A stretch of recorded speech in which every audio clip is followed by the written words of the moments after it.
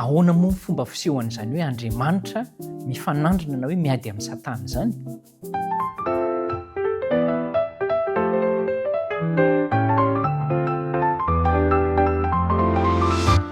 Atodintsika eo an'Andriamanitra ny saotra dia faly indray tafaraka aminao. Asaiko ianao hiaraka indray tsika eo anatina zanatohevitra manao hoe ady ifanaovan'Andriamanitra sy Satana, inona no ivony?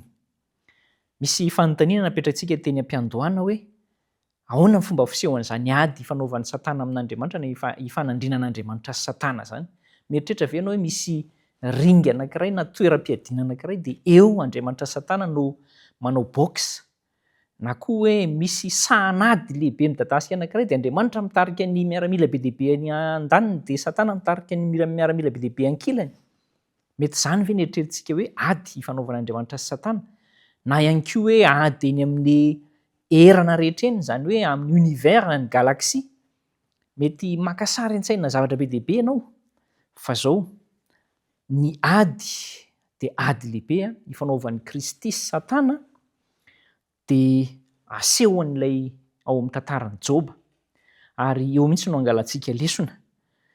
Resaka ady mombana toetra izy ity, fa tsy ady ara-pitaovam-piadiana na hoe ady tena misy fifampikasohan-tanana zany, araka ny mahazatra antsika. Ary ady mahakasika ny olana faharatsiana sy ny fahotana izay nisy nampanjaka teto amin'izao fiainana iainantsika izao. Iza no nampanjaka azy? Ny fahavalo na i Satana no nampisy an'izany hoe fahotana izany. Ary ny tanjon'ny Satana dia ny hiampangana hoe Andriamanitra ange ny tena manao ratsy anareo e. Dia izay indrindra mahatonga an'ilay ady hoe toetra no ady isehon'ilay ady zany, ady fanehoana toetra, fa tsy hoe ady mivantana misy fifampikasohan-tanana na fitaovam-piadiana.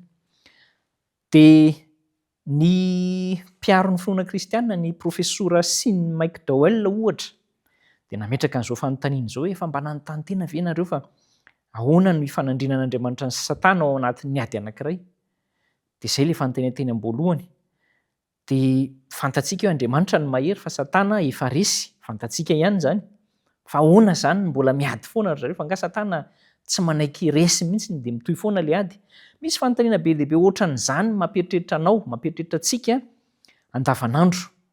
Dia marihana fa tsy moraingy na tolona na katra na box no ifanaovan'Andriamanitra sy Satana fa ady arak'hevitra, izany hoe ny toetra an'Andriamanitra. Ny saotra masina tsy miresaka loatra momba ny hoe herin'ny Satana, hoe tena mahery Satana ao anatin'ny ataony. Fa izao kosa ny fahaizan'Andriamanitra, ny fahendren'Andriamanitra, amin'ny fifehezana ny zavatra rehetra, izay no resahan'ny soratra masina.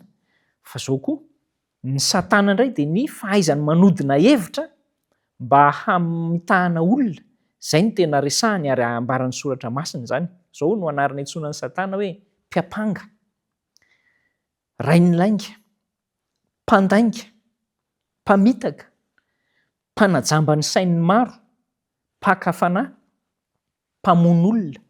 Izany rehetrarehetra izany sarin'ny Satana ao daholo ary toetra izany. Dia izay toetra izay nefa no lazain'ny Satana ary inoantsika betsaka amin'ny olombelona mino fa Andriamanitra manana an'izay toetra izay. Tandremo, voafandriky Satana ianao raha ohatra ka izay no eritreretinao. Ny teolojiana anankiray John Peckham dia milazalaza momba ny asa famitahany devoly amin'izao fomba izao hoe hatrao amin'ny Genesis izy ka hatrany amin'ny Apokalipsia dia mametraka fanontaniana an-danitra sy ety an-tany momba ny toetra an'Andriamanitra sy ny fitondram-panjakany ny olona, izany hoe ny votoatin'ilay izy zany dia toetra an'Andriamanitra sy fitondram-panjakany. Inona zany ilay tena ivon'ilay fifanandrinana?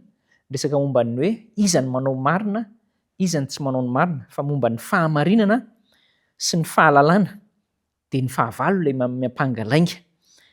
Dikan'izany ilaina fanehoana porofo zany ilay izy, fa tsy hoe ady ifanaovana ara-tafika. Ny tena ivon'ilay fifanandrinana raha fitinina ny resaka dia ny fitiavan'Andriamanitra. Io toetra-pitiavana io lazain'ny Satana fa tsy fitiavana izany Andriamanitra. Ary amin'ny alalan'ny fanehoana toetra no isehon'ilay ady zany, fa tsy amin'ny alalan'ny hoe ady ifanaovana mivantana. Tsy afaka mandresiny lainga izany ny fampiasan-kery raha ohatra ka Andriamanitra tonga dia namongotra ny Satana teo dia tsy fitiavan'Andriamanitra. Ary izay indrindra no hanasany asa ianao mba handeha araka ny sitrapony. Andriamanitra fitiavana ary miantso antsika izy hahita an'izany isika, hahatsapa an'izany eo amin'ny fiainana andavanandro. Andao hankasitraka an'Andriamanitra amin'izany hatolotra Andriamanitra ho antsika izany. Hivavaka isika.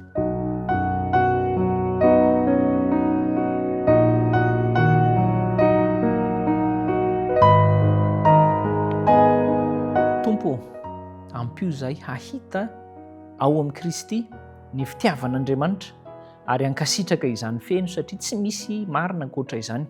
Ampio izahay hahita marina mianjanja ny toetran'ny Satana ka hiala sy handositra an'izany. Amin'ny anaran'i Jesosy no angatanay izany vavaka izany. Amen.